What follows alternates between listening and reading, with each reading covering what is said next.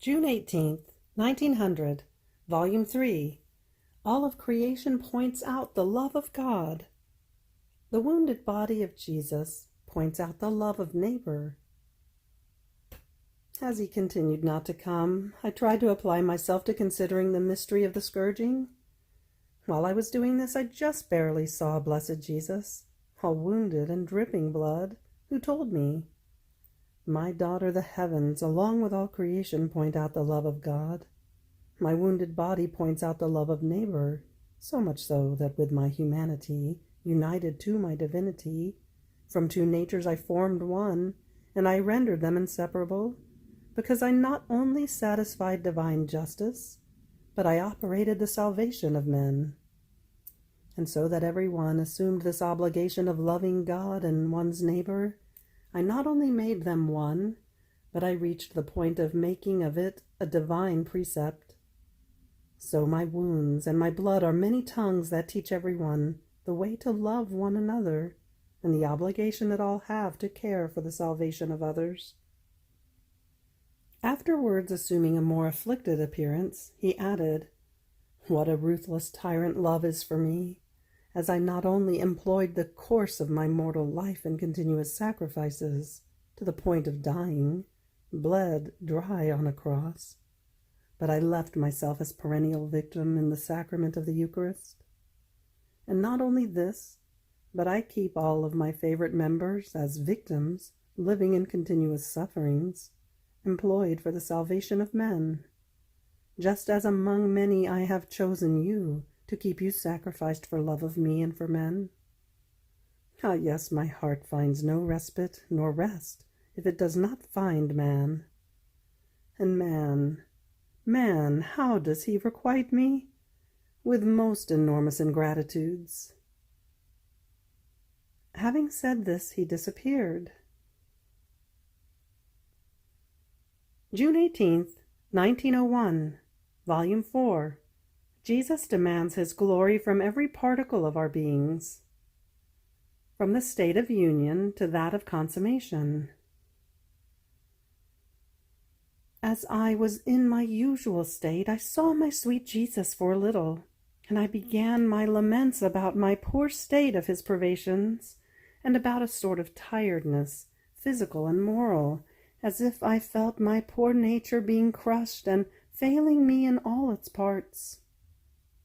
Then, after I said all this to my Jesus, he told me, "My daughter, do not be concerned about your feeling faint in all parts.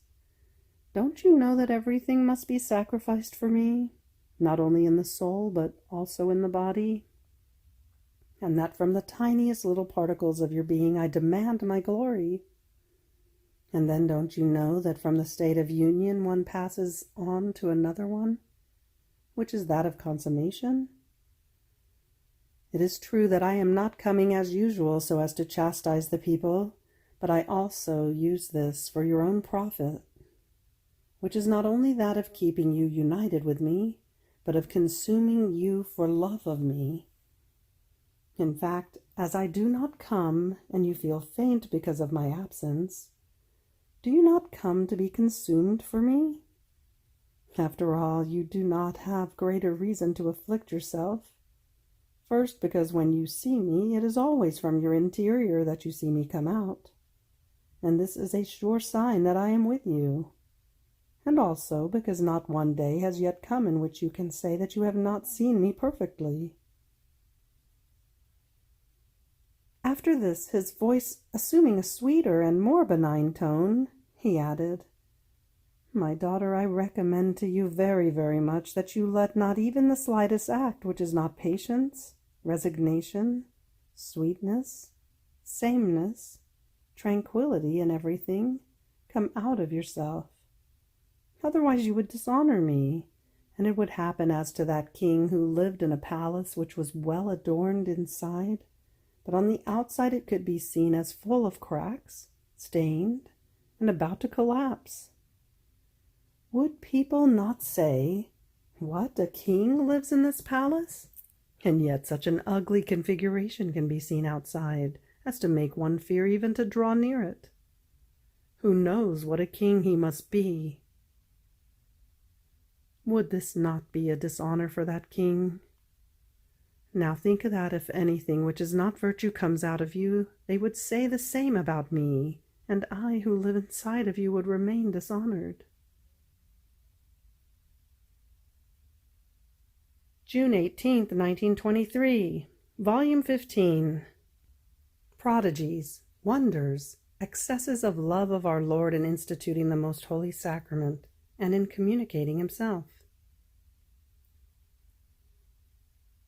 I was feeling all absorbed in the most holy will of God, and blessed Jesus made present to me as though in act all the acts of his life on earth. And since I had received him sacramentally in my poor heart, he made me see as though in act, in his most holy will, the moment in which my sweet Jesus, in instituting the most holy sacrament, communicated himself. How many wonders! How many prodigies, how many excesses of love in this act of communicating himself! My mind wandered amid so many divine prodigies. And my always lovable Jesus told me, "Beloved daughter of my supreme volition, my will contains everything. It preserves all of the divine works as though in act, and it lets nothing escape it. And to one who lives in it, it wants to make known the goods it contains. Therefore I want to make known to you the reason for which I wanted to receive myself when I instituted the most holy sacrament. The prodigy was great and incomprehensible to the human mind. For the creature to receive a man and God, to enclose the infinite in a finite being, and to give to this infinite being divine honors, decorum, and a dwelling worthy of him. This mystery was so abstruse and incomprehensible that the apostles themselves, while they easily believed in the Incarnation and in many other mysteries, remained troubled before this one, and their intellects were reluctant to believe. And it took my repeated saying for them to surrender. So what to do? I, who instituted, was to take care of everything, since when the creature would receive me, the divinity was not to lack honors, divine decorum, and a dwelling worthy of God. Therefore, my daughter, as I instituted the most holy sacrament, my eternal will, united to my human will, made present to me all the hosts which were to receive the sacramental consecration until the end of centuries. And I looked at them one by one. I consumed them, and I saw my sacramental life palpitating in each host, yearning to give itself to creatures. In the name of the whole human family, my humanity took on the commitment for all, and gave a dwelling within itself to each host. And my divinity, which was inseparable from me, surrounded each sacramental host with divine honors, praises, and blessings, to give worthy decorum to my majesty. So each sacramental host was deposited in me, and contains the dwelling of my humanity and the cortege of the honors of my divinity. Otherwise, how could I descend into the creature? And it was only because of this that I tolerated sacrileges, coldness, irreverences, ingratitudes, since in receiving myself I secured my own decorum, the honors and the dwelling which befitted my very person. Had I not received myself, I could not have descended into creatures, and they would have lacked the way, the door, the means to receive me. This is my usual way in all my works. I do them once in order to give life to all the other times in which they are repeated, uniting them to the first act as if they were one single act. So the power, the immensity, the all-seeingness of my will made me embrace all centuries. It made present to me the communicants and all sacramental hosts, and I received myself as many times, so that through myself I might pass into each creature. Who has ever thought of so much love of mine, that in order to descend into the hearts of creatures, I was to receive myself so as to secure the divine rights and be able to give them, not only myself, but the very acts I did in receiving myself, to dispose them and almost to give them the right to receive me. I remained surprised and as if I wanted to doubt, and Jesus added, "Why do you doubt? Is this not perhaps to operate as God? And this one single act of forming as many acts for as many as want to enjoy it, while it remains one single act, was it not the same for the act of the incarnation, of my life, and of my passion? I incarnated myself only once. One was my life, one my passion. Yet this incarnation, life, and passion is for all and for each one, as if it were for one alone. So they are still as though in act, and for each one, as if I were now incarnating myself, and now suffering my passion. If it were not so, I would not be operating as God, but as creature, who, not containing a divine power, cannot let herself be possessed by all or give herself to all. Now, my daughter, I want to tell you of another excess of my love. One who does my will and lives in it comes to embrace the works of my humanity, because I greatly yearn that the creature become similar to me. And since my will and hers are one, my will takes pleasure in her, and amusing itself, it places all the good I contain into the creature, and I form in her the deposit of the very sacramental hosts. My will, which she contains, lends her and surrounds her with divine decorum, homages, and honors, and I entrust everything to her, because I am certain to keep my works in a safe place, since my will becomes actor, spectator, and custodian of all my goods, of my works, and of my very life. June 18th, 1925, Volume 17. How all things contained the seed of regeneration. How the divine will must regenerate in the human will in order to turn it into divine. I was fusing myself in the holy divine will according to my usual way, and as that immense void of the most holy supreme volition came before my mind, I thought to myself, how can it ever be that this void will be filled by the return of the human acts done in this adorable divine will? In order to do this, all the bars of the human will must be removed, which prevent the step in order to enter this eternal and celestial sphere of the supreme will, in which it seems that God is waiting for man to let him return to his origin in the order of creation, and to the first steps, and upon that path on which he had his beginning. Yet nothing new, which is good, can be seen in the world. Sins have remained as they were, or rather they are worse. And if one hears of some awakening of religion, of works of Catholic actions, some of them seem to be masquerades. Others seem to have only the mark of good, but deep inside, in the substance, they are some with vices and passions such as to be wept over more than before. And if they are looked at in God, oh, how unseemly they are for the divine, most pure, eternal will. Therefore, how can it ever be that all of a sudden man would give death to all vices, in order to give life to all virtues, as it is required, in order to live in this sphere of the supreme will?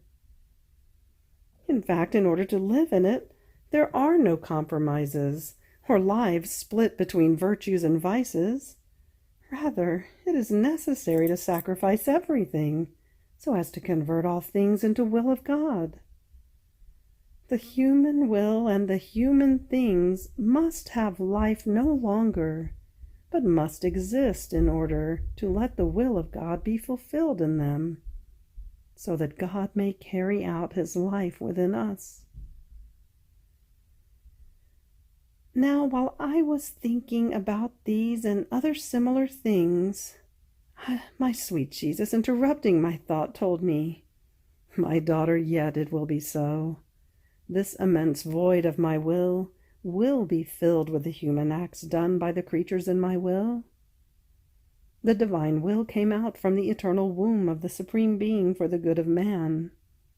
While doing one single act in coming out from ourselves, in order to overwhelm man in such a way that he would not find a way out, this will of ours then multiplied into many innumerable acts, in order to surround him and say to him, 'See, this will of mine not only enwraps you, but is in continuous attitude of doing immediate acts, in order to be known and to receive your act in return in my will.' All things have their return, and if they don't, they can be called useless works and without value. The seed which is sowed under the earth by the sower wants its return, and so the seed generates more seeds, 10, 20, 30, out of one. The tree which is planted by the farmer wants the return of the generation and multiplication of the fruits. The water which is drawn from the font gives the return of quenching one's thirst, of washing and cleaning the one who drew it. The fire which is lit gives the return of the heat and the service it renders to humanity. In the same way, all the other things created by God, who has the power to generate, contain the virtue of regeneration. They multiply and give their return. Now, is only this will of ours, which came out from ourselves with so much love, with so many manifestations, and with so many continuous acts, to remain without its return of regeneration of other human wills into divine? A seed gives more seeds. A fruit generates another fruit. Man generates another man. A master forms another master. Is our will alone, as powerful as it is, to remain isolated, without return, and without generating and multiplying itself in the human will? Ah, no, this is impossible. Our will have its return. It will have its divine generations in the human will, more so since this was our prime act, through which all things were created, that our will would transform and regenerate the human will into divine. Will is what came out from ourselves. Will is what we want. All other things were done in the secondary order, while this was done, established in the primary order of creation. At the most it may take time, but the centuries will not end until my will does not obtain its purpose. If it has obtained the purpose of regeneration in secondary things, more so must it obtain it in the primary purpose. Our will never would have departed from our womb if it had known that it would not have obtained its complete effects. That is, that the human will would be regenerated in the divine will. Do you think that things will always be as they are today? Ah, no. My will overwhelm everything. It will cause confusion everywhere. All things will be turned upside down. Many new phenomena will occur, such as to confuse the pride of man. Wars, revolutions, mortalities of every kind will not be spared, in order to floor man, and to dispose him to receive the regeneration of the divine will in the human will. And everything I manifest to you about my will, as well as everything you do in it, is nothing but preparing the way, the means, the teachings, the light, the graces, so that my will may be regenerated in the human will. If this were not to occur, I would not have manifested so much to you, nor would have I kept you sacrificed in a bed for such a long time, in order to place in you the foundations of the regeneration of my will and yours, and therefore keep you in continuous exercise within my will. Do you think that my continuous being within you, feeding you my prayer, and making you feel my pains, which together with me, acquire another value, other effects, another power, is nothing? I could say that I am making the first statue, the first soul of the regeneration of my will in her. Then it will be easier to form copies. This is why I always say to you, be attentive, for this is about something too great, and about the most important thing which exists in heaven and on earth. It is about rescuing the rights of our will, about giving back to us the purpose of creation, about returning to us all the glory for which all things were made, and about making us pour out all the graces which our will had established to give to the creatures, had they fulfilled our will in everything.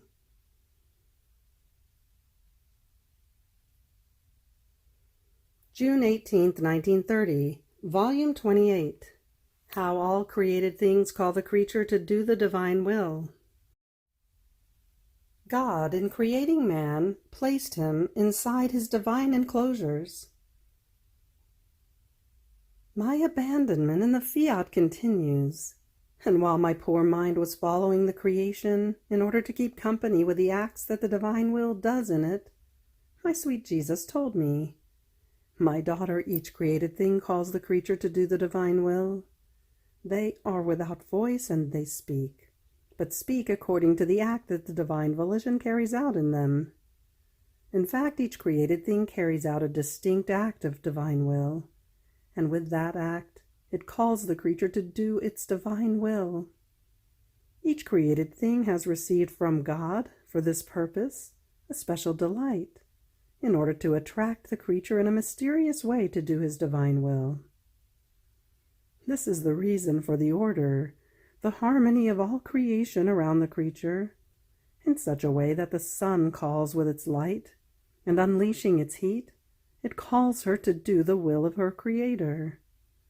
And my divine Fiat, hidden under the veils of the light, calls with insistence, without ever withdrawing, to receive its life, so as to be able to carry it out as it does in the sun, and almost to assail her, so as to make itself listened to.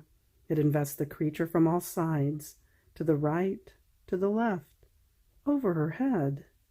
It extends even under her feet, to say to her with its mute language of light, "Look at me, listen to me, how beautiful I am, how much good I do to the earth, because a divine will reigns and dominates my light. And you, why do you not listen to me with my touch of light, so as to receive the life of the divine will, to let it reign in you? The heavens speak to you with the meek twinkling of the stars, the wind with its empire, the sea with its murmuring and with its tumultuous waves. The air speaks to you in the breathing, in the heartbeat, the little flower with its fragrance.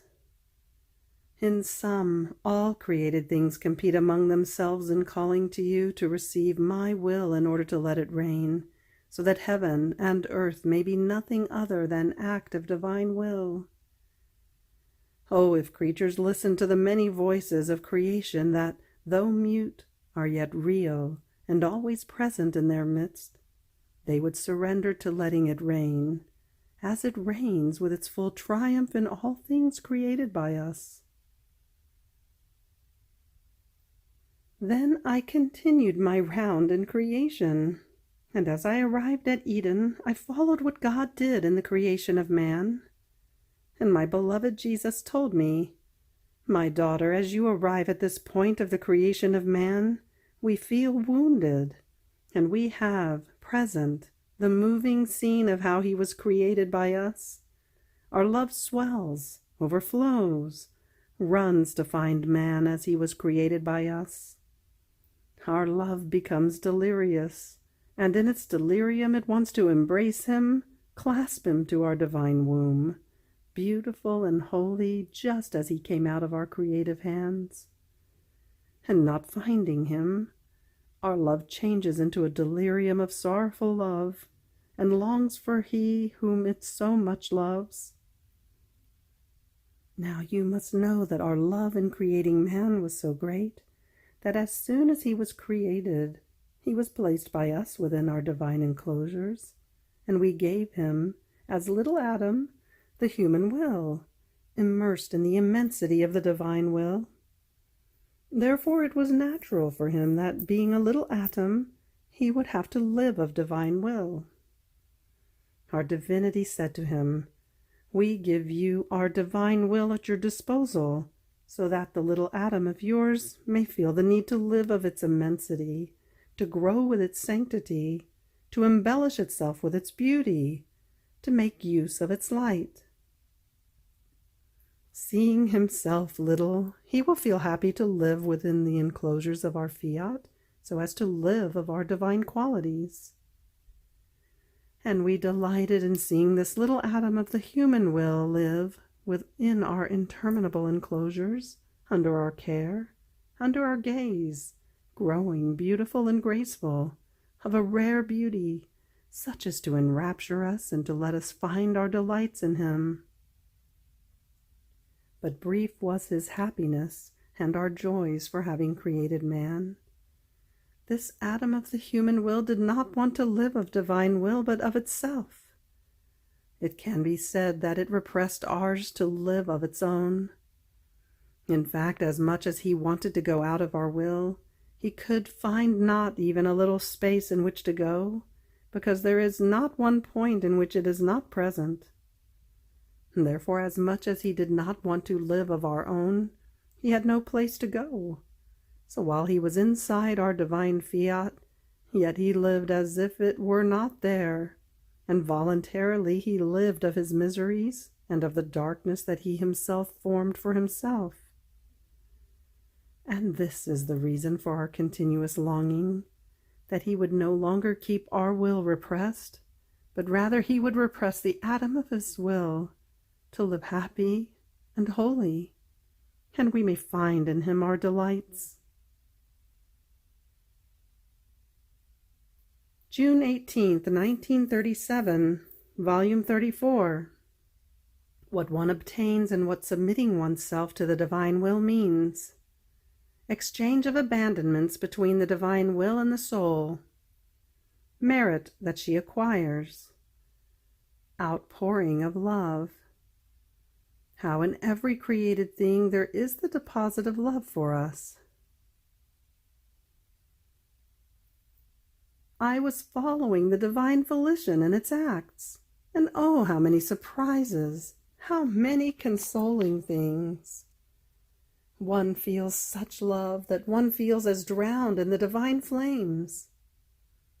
And my sweet Jesus, wanting to make me know what one submission, one more act, in the divine volition means, all goodness told me, "My daughter, if you knew how my love feels in extreme need of pouring itself out and of making itself known, what it pours in the creature when she submits herself to my will and comes as our daughter to live in it.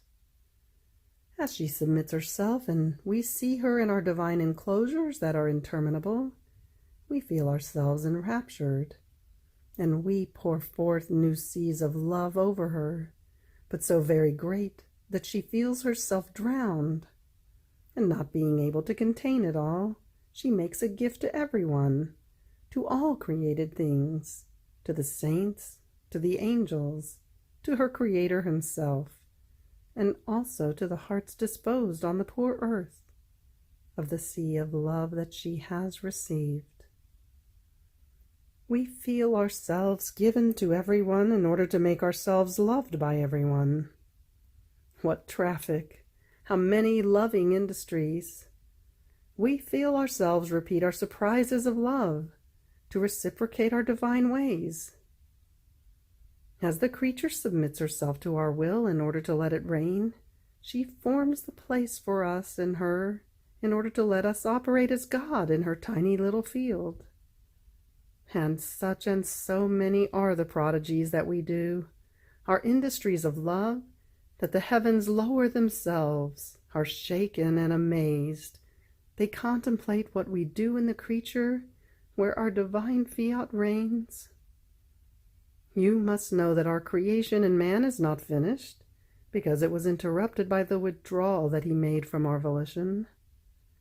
Not reigning in him, we could not entrust ourselves to him, and therefore the continuation of our creative work remained as suspended.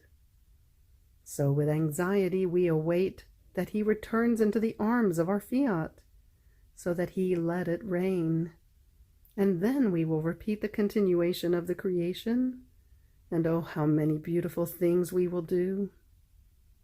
We will give surprising gifts. Our wisdom will put forth all its divine art.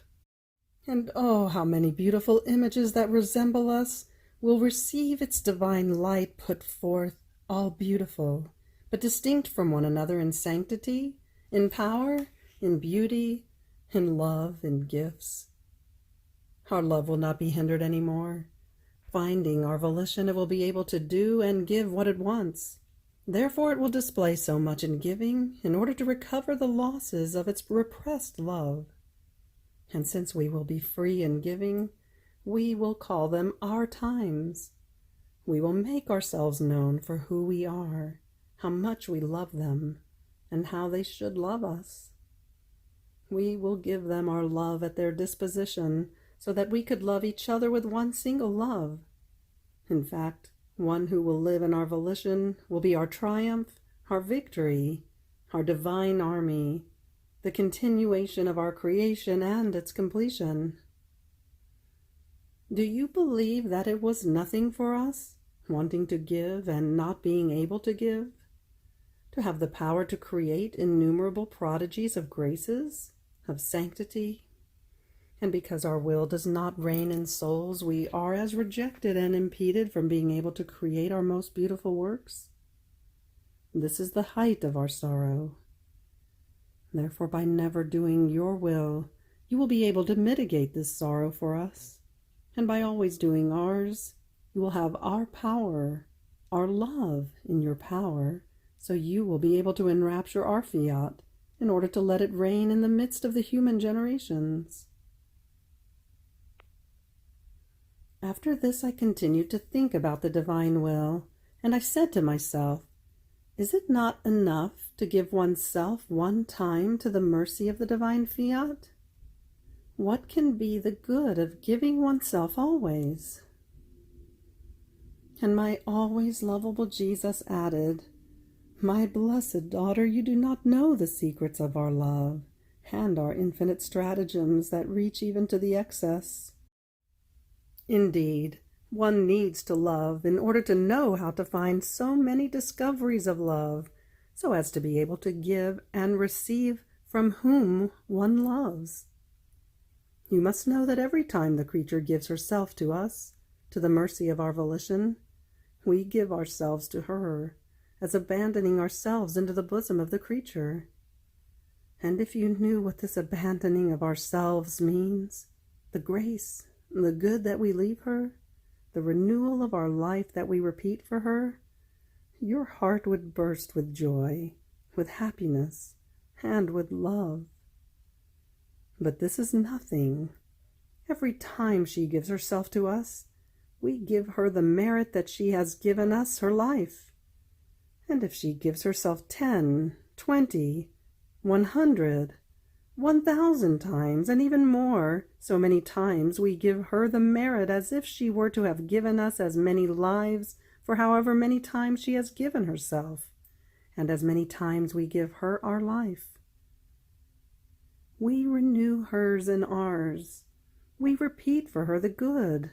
Rather, we increase it for however many times she has given herself to us. And so much is our satisfaction, the pleasure that we experience when the creature gives herself to us, that we are so very liberal toward her, that many times we give her the merit of possessing as many divine lives.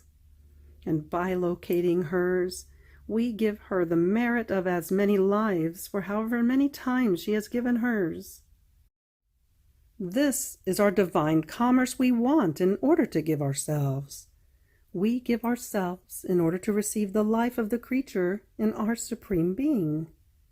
This exchange of lives maintains the conversation. We make ourselves known for who we are. We let her feel the ardent heartbeats, the love that consumes us, how we love her, and how we want to be loved. And then, if she did not feel the need of continuously giving herself to us, it is a sign that she does not love us, and her heart is not in possession of our irresistible love. This is the sign of true love, to want to always give oneself, almost in every instant, to whom one loves. But while she gives herself, the strength of love imposes itself, such that she wants to receive, and if she did not receive, she would feel suffocated and burst into cries of sorrow, as to deafen the heavens and earth. And therefore, in order to not arrive at such straits of sorrow, my love waits for the creature to give herself to me, and I immediately give myself to her with all the infinity of our will. So I continued my round in creation, and oh, how many beautiful surprises! Every created thing told me how much God loved me. Each one of them possessed the space that contained a deposit of love that had to tell me always, He loves you. Your Creator loves you. I remained surprised, and my sweet Jesus, returning, resumed his say, My daughter, you know that the creation was an outlet of our love, and as we put forth the creation to the light of day, we had everyone present. Not one creature escaped from us. And we placed for each one of them, in every created thing, a deposit of love that must love her and always tell her, He loves you. Your Creator loves you. In fact, if created things run in order to give them the good that they possess, it is our love that makes them run. If the sky extends itself over the head of everyone, it is our deposit of love that gives it the right. If the sun gives its light to everyone, it is the inheritance of the love that each one has in the Son of her Creator. If the earth is firm under her steps, it is our deposit of love that lets the creature be taken as into the womb of Mother Earth, and assuring her step, it says to her under her soles, He loves you. He who has created you loves you. If the water quenches you, it is our cry of love that runs in the water and quenches you, washes you, gives the humor to the plants, and the so many other goods that it does. If the fire does not burn you, it is our deposit of love, that are the properties of the creature, that cry out, Warm my daughter, do her no harm. And the same for all other things. Now I want to tell you a consoling thing. If the creature enters into created things, recognizes this deposit of love of ours in each one of them, and lets her love resound in ours, she prepares the table for her Creator. See in the sun alone how many diversity of foods of love you can prepare for us. In that light there is the sweetness of our love, and you, loving us at the touch of ours, yours is sweetened, and you give us the food of love that sweetens us. In that light there are the tastes of our love, and you, loving us, give us the joys of so many tastes of our love. In that light there is our fecund love, the love that wounds, burns, and consumes. And you, loving us, will acquire the divine fecundity in your love, the virtue of wounding us, of burning yourself and consuming yourself for us. There is also the variety of colors that embellishes everything, and you, loving us, will acquire the virtue of the beautiful love, in which you will remain clothed with an enchanting beauty, and oh, how enraptured we will feel. Daughter, if you would want to tell the multiplicity and diversity of love that we have placed in each created thing for every creature, and how she has the duty of knowing this multiple love in order to find the model to love us with so many distinct loves as we have loved her, I would never finish. But alas, our love remains isolated, without the company of the love of the creature. And this is a sorrow for us, that our love is not recognized in each created thing, while everything has the mandate from us to love her with a distinct love. In the wind runs the puffs of our kisses, the billows of our loving caresses, the moans of our suffocated love. In the impetuosity of the wind, our commanding love that wants to make itself known in order to rule over everything, and sometimes it has to almost speak with deafening cries, in order to have that she would hear nothing other than our love that loves her. Oh, if the creature would recognize our love that runs in the wind, she would return to us our kisses and our caresses with hers. For the rest, because we kiss her and we caress her, because we want to be kissed and caressed by her, she would moan together with our love in order to not let us suffer. She would love us with her and our commanding love, and crying out together with our love, she would deafen everyone by telling them, "Let us love. Let us love he who loves us so much." Also in the air that everyone breathes, how much love does not run, but no, not at intervals, as in other created things, but in every instant, in every breath. If she sleeps, if she labors, if she walks, if she eats, our love always runs, but with a love distinct and new from all the other created things. In the air, our love runs and gives life, with an enchanting rapidity that no one can resist. It runs in the heart, in the blood, in the bones, in the nerves, in everything, and it constitutes itself vital act of the human being, and silently it tells her, "I bring you the continuous love of your Creator, and because it is continuous, I can give you life." Oh, if they would recognize us in the air that they breathe, the act of life that we have placed in it, the ardor of our love that runs, it runs without ever stopping. She would give us her life in exchange so as to love us, in order to tell us our story of love and repeat our refrain, "I love you. I love you always in everything and in each thing as you have loved me." From greatest created thing, even to the littlest, there is one new and distinct love of ours for creatures, and since they do not know it, they do not reciprocate us. Rather, with highest ingratitude, they reciprocate our love with offenses. And therefore, we await that our will is known and dominating in the midst of our human generations. It will be the revealer of our love, and then we will recover our losses, and we will love with one single love. How content we will be, and seeing ourselves loved, we will add other new and distinct loves, so our love will not be repressed any more, but will have its outlet of love, and of being loved in return.